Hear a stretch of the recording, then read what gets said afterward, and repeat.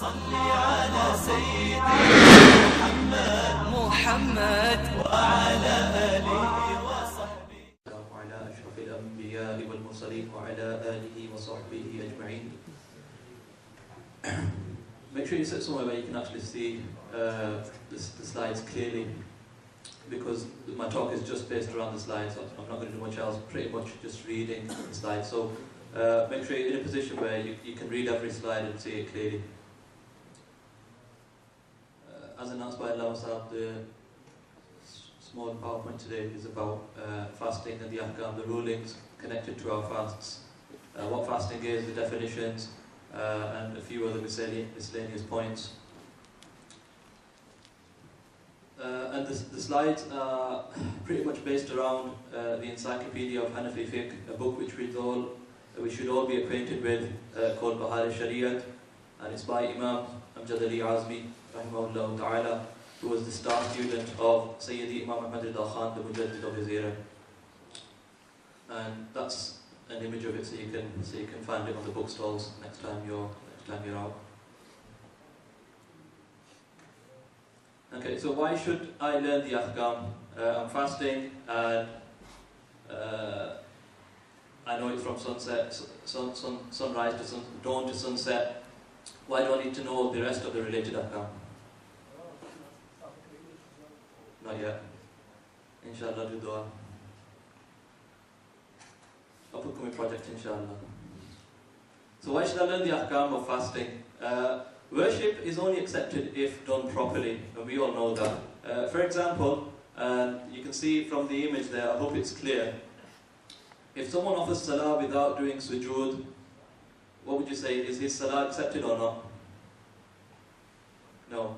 Okay, and then coincidentally, this is the exact point, the image there, that was mentioned yesterday by Molana Hussain and Huzur Mufti Azam Hind, Mufti Azam Alam, about the Haji Sahib in some village in Hind who was prostrating for the last 30 or 40 years incorrectly. And Huzur Mufti Azam advised, you're going to have to repeat all your prayers. So 40 years times 5 a day. Okay? Our 5 a day is our salah. So if someone fasts without fulfilling the conditions, in the same way it won't count either. Okay? The way your salah won't count if you don't fulfill the conditions, in exactly the same way if you don't fulfill the conditions of the fast won't count either. And so why do we fast? Fasting the month of Ramadan, so a bit of a preliminary before we move on, is one of the greatest acts of worship that a believer can perform, and it's an act that cleanses your mind and your soul from all of the spiritual and physical impurities that we face in the dunya. You know, all year round we've been polluted, so Allah Ta'ala gives us this month, once every year, to purify ourselves. And it's an act that brings the whole Muslim community together on a worldwide level.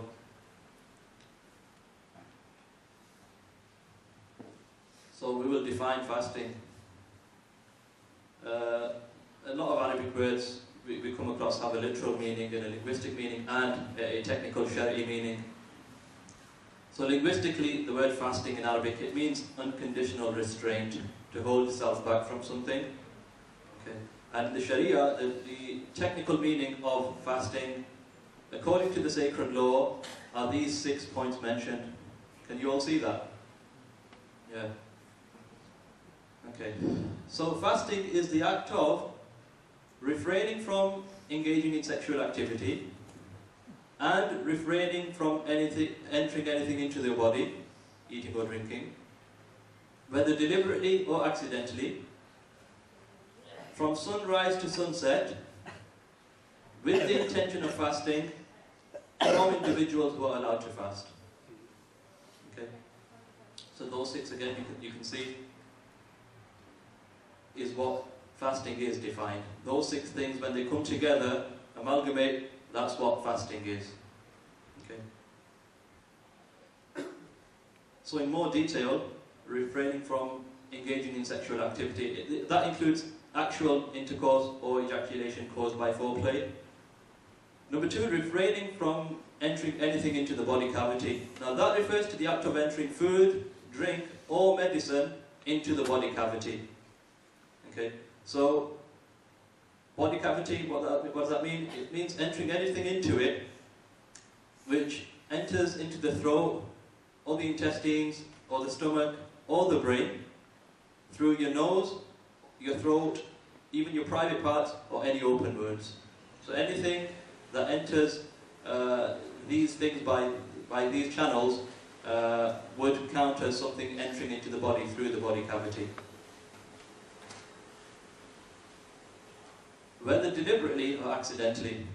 Okay, so either whether you do this knowingly and you remember your fasting, deliberately eating or drinking, for example, or even accidentally. So accidentally you did one of these things. Okay, but that excludes, as it says on the slide, that excludes forgetful acts of eating, drinking. Okay, so if it happened, and there's a difference between accidental and forgetful, which we will come to. From the time the sun begins to rise to the time the sun sets, meaning the true dawn, okay, Fajr Sadiq, Subh Sadiq, to the time of Maghrib. So all daylight hours, that's when the time of fasting is. Accompanied with the intention of fasting, means obviously you must have the intention to be fasting, so that we can distinguish if you're really performing an act of worship or not. Okay, for example, if one were to merely stay away from food without an intention to fast, his fast obviously wouldn't count. All he's getting is hunger. There's no intention to fast, so there's no reward of the fast, and his fast doesn't count. And the last one, it's from individuals who are permitted to fast.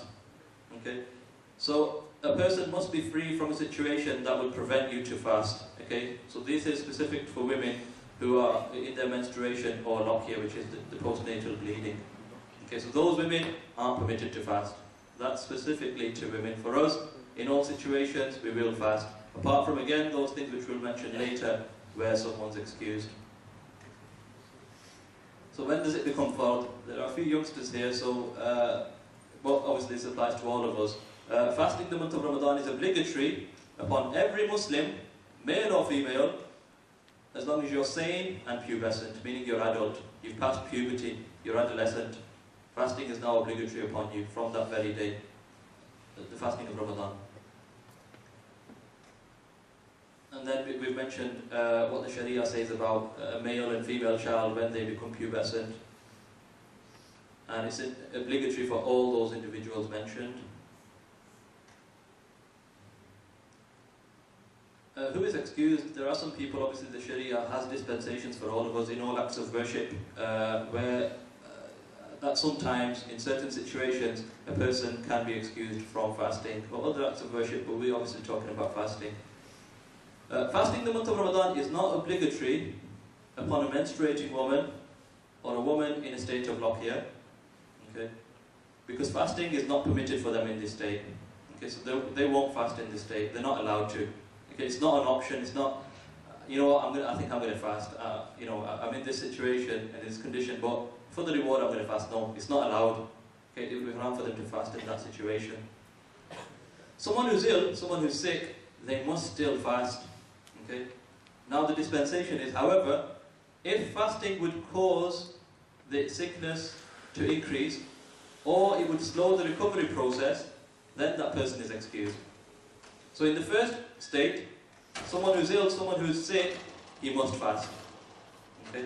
There's no dispensation there. The only dispensation would be, and the only time when they will be excused, is if the sickness would get worse, and the illness would increase, or the recovery process would be slowed down. Okay? And the same ruling applies to a woman who is pregnant, who is breastfeeding. Must fast, apart from if they fear these things.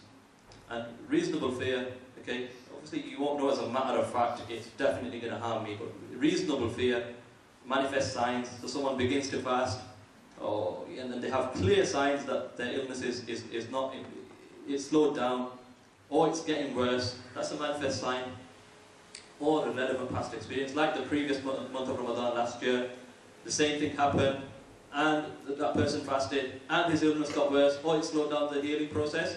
That's a relevant past experience. Or if an upright Muslim doctor notifies them, okay, an upright, a practicing Muslim doctor who understands the nuances of fasting, and that a Muslim is obliged to fast, and still, after knowing that, this upright, pious Muslim doctor says, I don't think you should fast, then this person can act on this advice. What about travellers? A traveller is excused from fasting only if he begins his journey before the time of Fajr.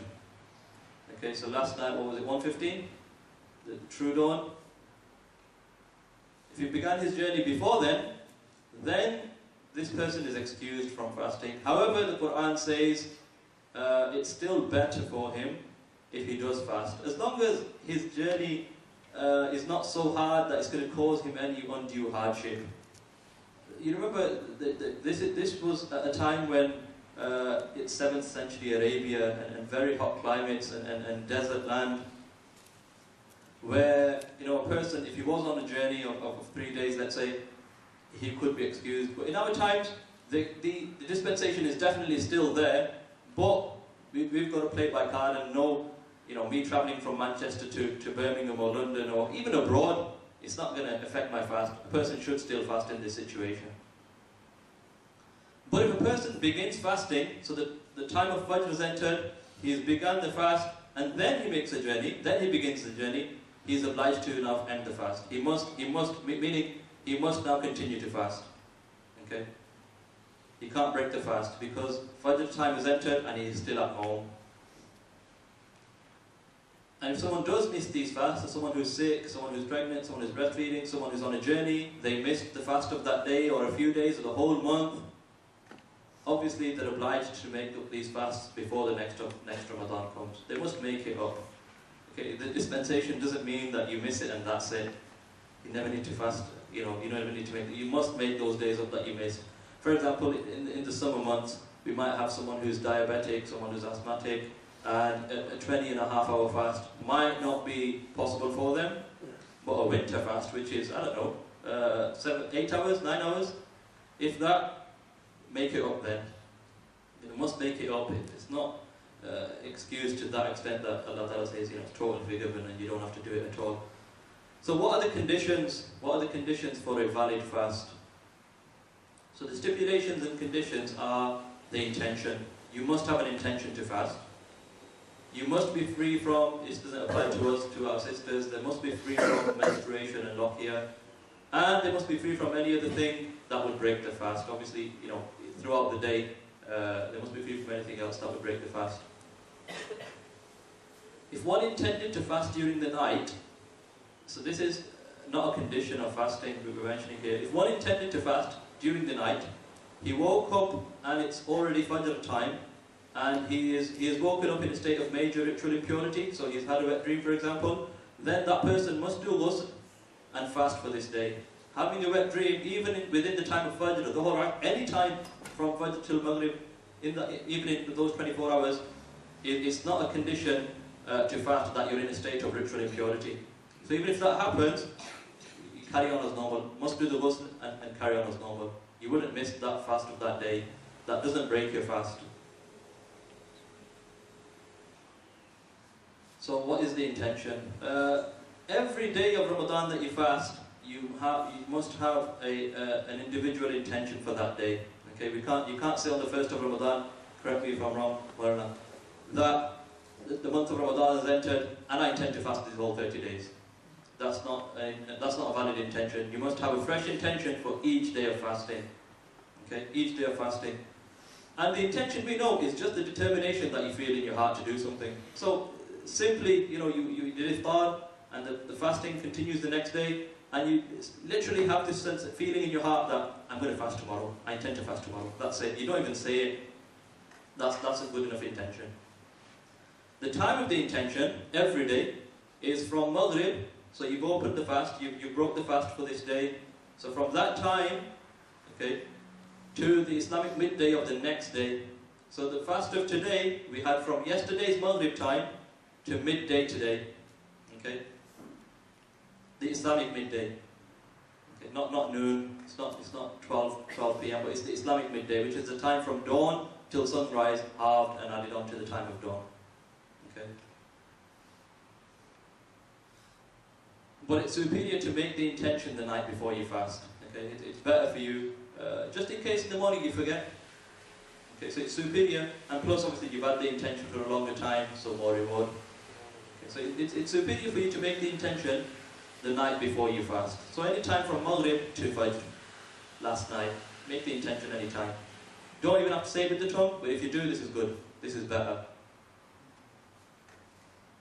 And it's sufficient in the intention to say an intent, I'm going to be fasting. You don't have to specify it's an obligatory fast or a necessary fast or a sunnah recommended, a nafil fast, anything like this. Just an intention to say, I'm fasting tomorrow is enough for the fasts of Ramadan. The recommended acts during the fast is to eat the pre-dawn meal, the suhoor, before Fajr time. Must happen before Fajr. Okay, on our timetable, and the correct time for Fajr these days in Manchester is 1:15. Okay, any time after that, okay, on 1:15 or after would invalidate the fast. So you have to have the suhoor before then. Okay, and make sure it's a few minutes early, not carrying on eating and looking at the watch and it's 1:15 and you're still swallowing, invalidating the fast. Okay, we must stay away from such things. To delay the pre-dawn meal closer to the time of Fajr, not right on the time of Fajr. What this means is, take it, don't have it in the earliest part of the night. Close to the Fajr time, but not at Fajr time. And to hasten to break your fast once you know that Maghrib time has entered, then don't delay opening the fast. Open the fast straight away. Okay. But obviously you need reasonable surety, you need absolute certainty that Maghrib time has entered. So the time when the timetable says, and have a good watch, then open the fast straight away. So the part that obviously is very important to us, actions that break the fast. Okay, and I've said here that these actions actually fall under two categories. Okay, the actions that break the fast fall under two different categories. The first one are those actions that would break your fast. They would require a make-up and an expiation. You need to pay something as well. So you broke the fast, so that day you're not fasting anymore. After Ramadan finishes, you will be making up this fast, plus you need to give an expiation. And the second category, those actions that would just break your fast and you just need to make them up. You don't need to pay anything.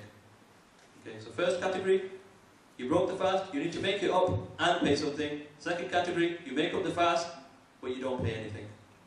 Okay, now the principle behind these we will mention. Those fasts which you have to make up and pay an expiation are for those actions. The principle returns to this part, the first line here, deliberately performing an action that breaks your fast.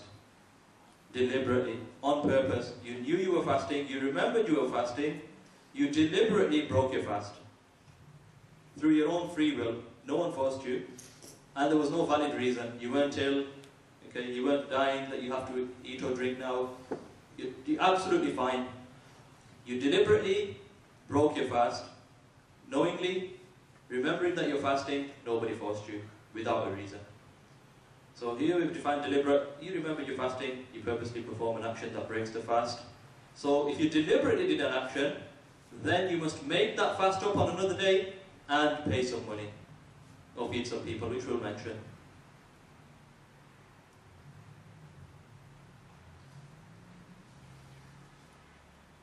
So if done deliberately, by your own free will, without a valid reason, if you did these following three things, then you would be making up that fast and giving the expiation, or doing the expiation. Eating or drinking, actual sexual intercourse, or number three, swallowing the saliva of somebody, of your own spouse, of your spouse. Okay, someone else's, not your own, as long as it's still in your mouth.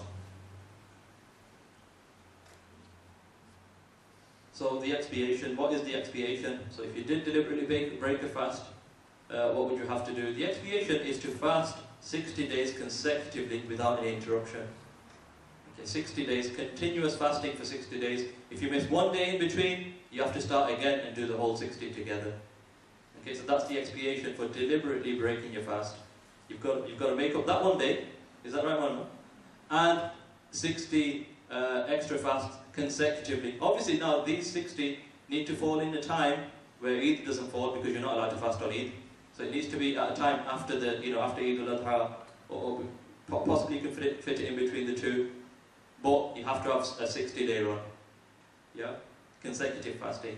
So even if you got to like 59 days of continuous fasting, and you didn't do this one extra day to get the 60, you'd have to start again. That's the expiation.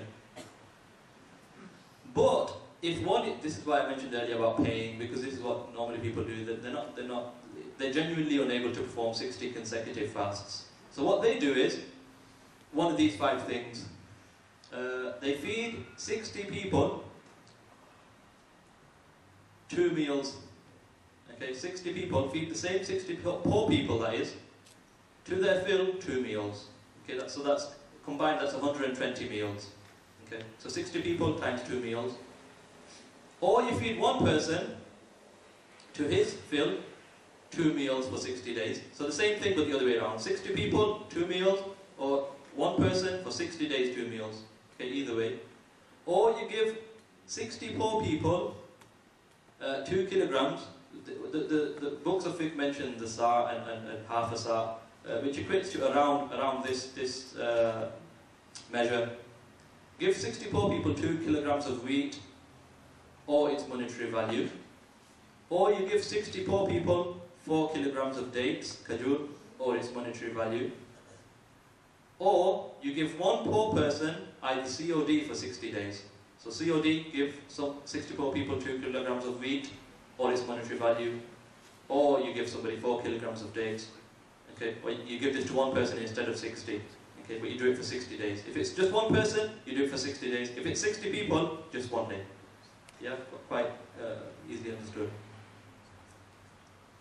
Now, it's important to note, I've put a note at the bottom, that you don't have a choice between fasting 60 days and feeding 60 poor people. Okay, rather, one is obliged to fast the 60 days. You must do that in the first instance. Try to do that. Unless one is genuinely unable, in that situation, one of these 5 things apply. Okay, this isn't the first port of call. You know what? Yeah, I missed a fast and I broke it deliberately. What I'm going to do is I'm going to feed 64 people 2 meals a day for 1 day. Now, first it's that 60 days of consecutive fasting continuously. But if we're real about this person couldn't even fast 1 day. He broke his fast deliberately when he was asked, 1 day. So, in reality, for him to do 60 days, that would be the unreasonable measure. Yeah. Would a...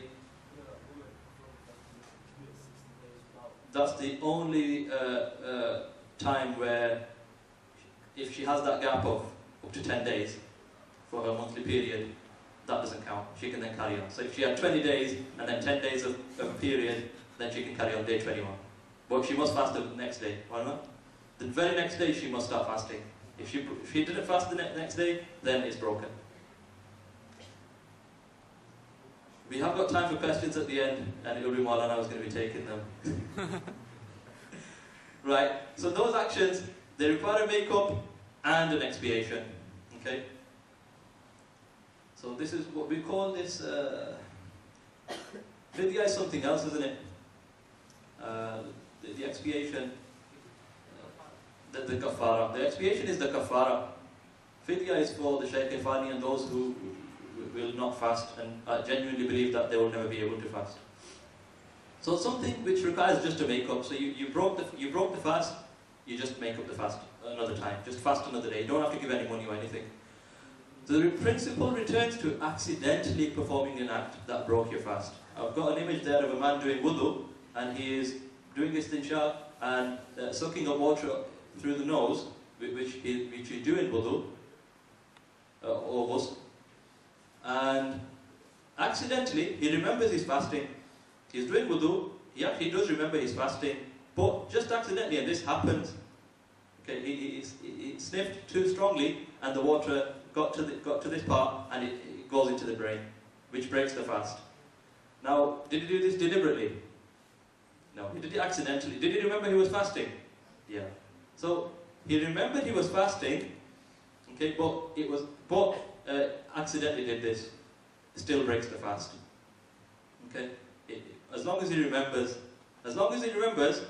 and then he does an act by accident, it still breaks the fast. On purpose, we've just mentioned, if he does it deliberately, breaks the fast, he makes it up, and he gives the kafara. Here, he will just make the day up. Just fast another day after Ramadan. That's it. So that's what accidental means. It means you remember that you're fasting, but you broke the fast by your own doing, no one forced you, but you didn't have the intention to break the fast. Okay, any such action.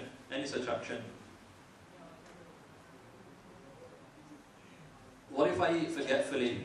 If any action is performed forgetfully, okay, then it doesn't break your fast. If you didn't remember that you're fasting, you could have eaten, enough for 10 people. It still wouldn't break your fast because you did it forgetfully. Okay, so it means you didn't have the presence of mind to remember that you're fasting when performing that action.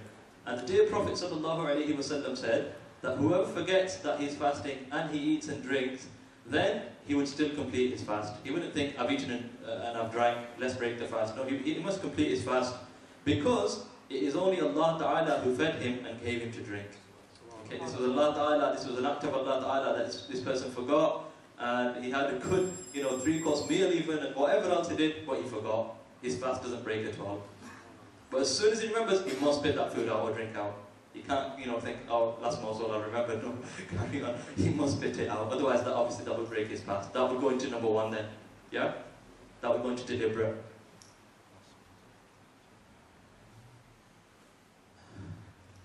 Can you read that? Okay, so you'll have to put up with me then. Acts that break the fast and only require a make-up. So this is category 2. So these are things which were done accidentally. Okay, so the first type are the ones to do with the mouth. Eating or drinking accidentally. Okay, eating or drinking accidentally. Breaks your fast, but you just need to make the fast up. You don't need to give a kafara. As long as you eat and drink accidentally. Remember that. Deliberately, accidentally. Deliberately, you make the kafara as well. Accidentally, just make it up. That's the principle.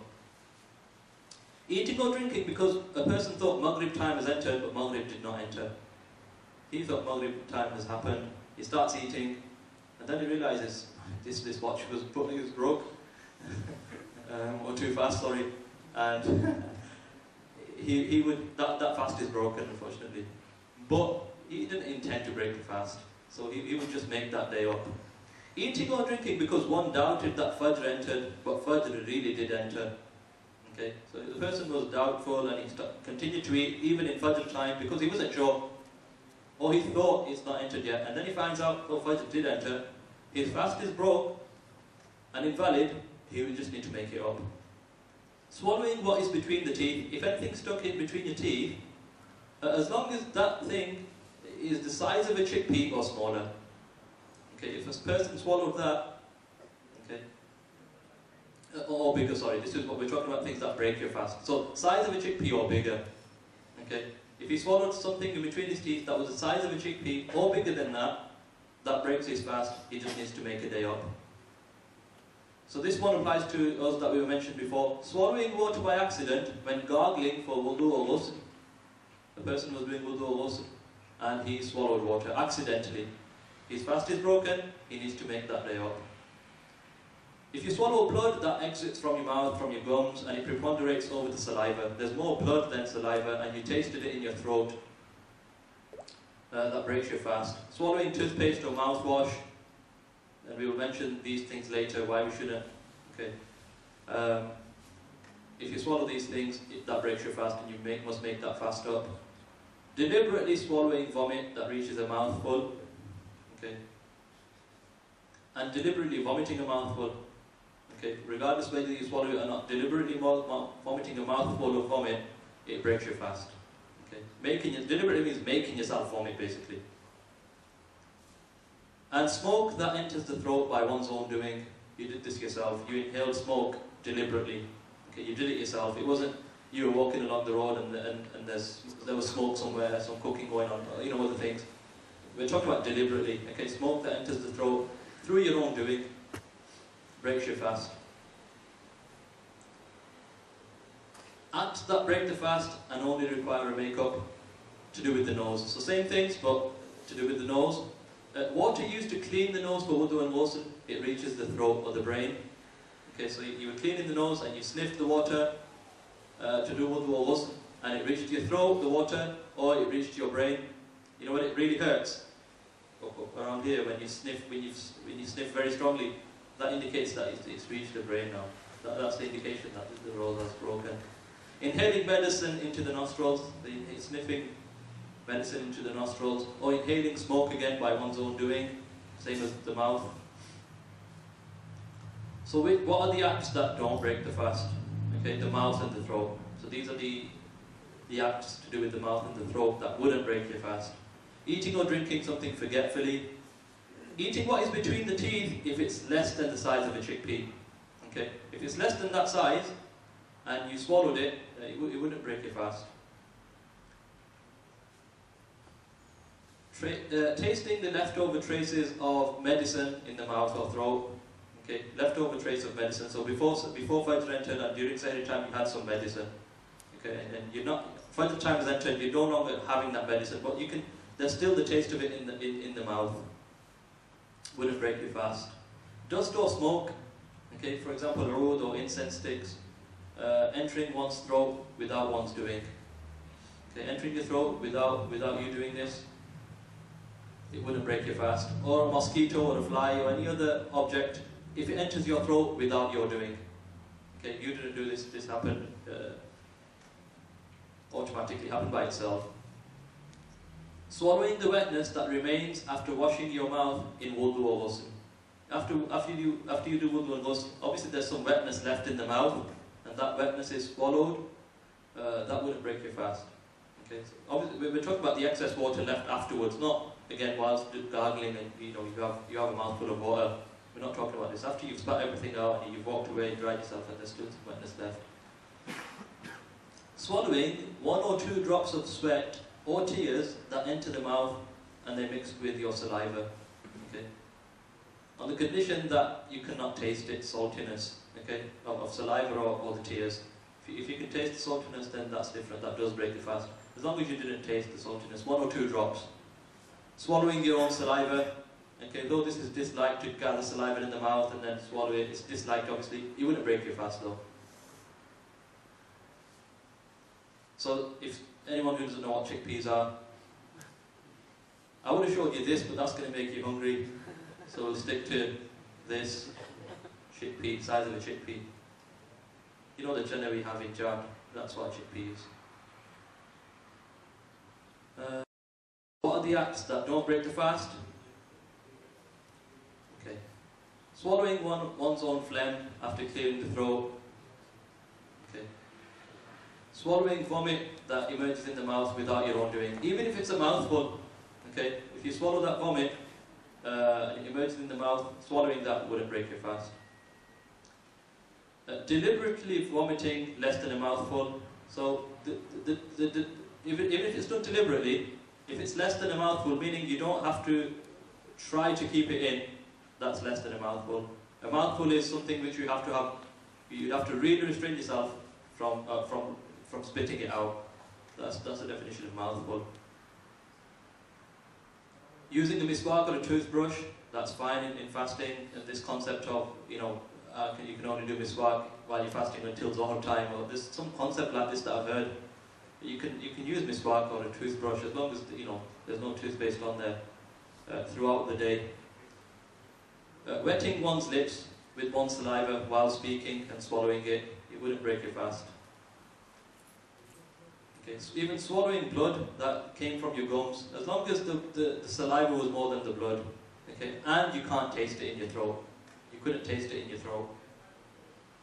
Now, someone has saliva in his mouth and it flows out of his mouth, okay, and to his chin like a string, okay, and he pulled it back in, he sucked it back in, the string didn't break, okay, that wouldn't break his fast.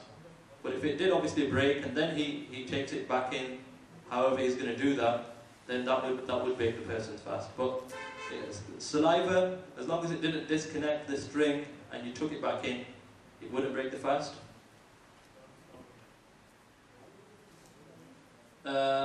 Forgetfully performing sexual intercourse wouldn't break the fast, as long as it's forgetful. and the state of major ritual impurity. Suddenly, you went to sleep in the day and there was a wet dream, wouldn't break the fast. Okay.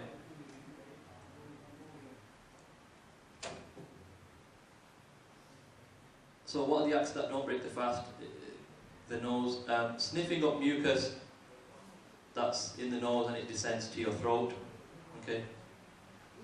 Inhaling smoke, perfume or incense without your own doing, or smelling an odor. Okay, so applying it and smelling it wouldn't break the fast. Inhaling smoke and perfume, the agarbattis we have, as long as it's not through your own doing, you walk into a room and it's already there, and you're not deliberately inhaling it. So what are the acts that don't break the fast concerned with the eyes, the ears and the mind? Applying kohol, so the surma or the antimony, which people use, that wouldn't break your fast, even if you find its taste in the throat. Okay, or even its colour in your saliva or phlegm, it still wouldn't break your fast. So applying surma in your eyes wouldn't break your fast. Using eye drops or contact solution into the eyes wouldn't break the fast. But this is something that we was talking to Lama Sahib before. A person should try to avoid this anyway, because research is ongoing of the eyes and do they have this connection to the throat or not. And wearing contact lenses is fine, and when you have a shower or a bath, the water entered into your ears, wouldn't break your fast. And to do with the mind, you intend to break the fast. You had the intention that I want to break my fast. Okay, the fast wouldn't break until you actually did something to break it. Just intending to break it wouldn't break your fast.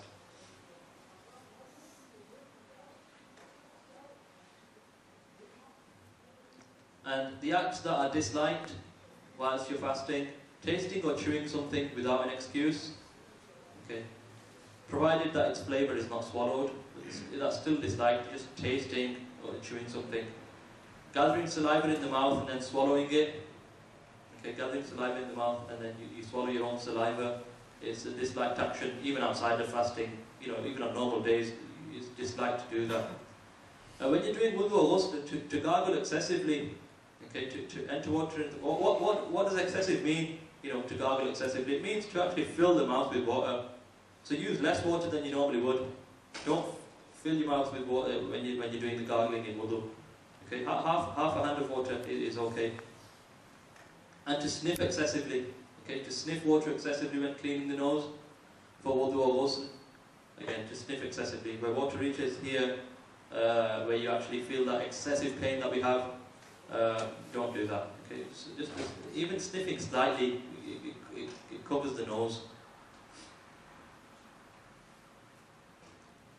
Even doing something that would weaken you whilst fasting, like cupping, withdrawing blood. So these things sometimes make you weak in the day. So during the fast, it would be disliked for you to do that. Okay. Brushing the teeth with toothpaste or using mouthwash.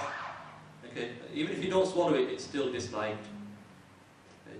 These are all disliked things.